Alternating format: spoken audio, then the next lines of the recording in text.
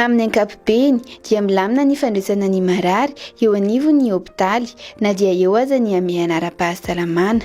Raha ho an'ny hôpitaly Joseph Raseta Befilatanana ohatra dia mbola tsy ahitana fiovana amin'izao fotoana izao fa mitovy amin'ny isan'andro ihany. Manome fanazavana mahakasika izany ny profesora Lovaniaina Joëson Rakotosan, tompon'andraikitra eo anivon'ity toeram-pitsaboana ity. Hatreto aloha zany dia milamina tsara ny fandraisana tanana marara, tsy misy mikorotana ny mpitsabo ampy tsara, mifanaraka tsara amin'ny mpiara-miasa rehetra, tokony fa tsy dia mbola misy korotana io. Fanafody ampy misy fanafody, tsy misy rupture de stock zany mihitsy fa mandeha ohatra ny ara-dalàna reny.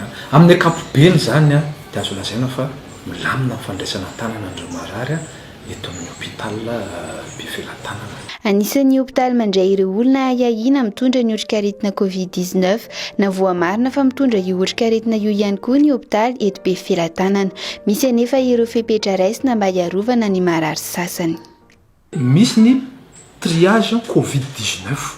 Misy servisy manokana mihitsy zany mikaiky mivavahady eo ho an'izay olona marary zany na hoe miahihany ny fahasalamana, manao ny consultation eo amin'io triage Covid-19 io, dia eo zany ny dokotera mijery ny fahasalamana dia manao ny prélèvement sy mifangaro mihitsy ireo olona, ireo marary izay ahiana voan'ny Covid-19 sy ireo olona izay manana aretina hafa ankoatran'ny Covid-19. Mandray an'ireo fepetra izay efa napetraka fitondram-panjakana ary tokony ho arahana.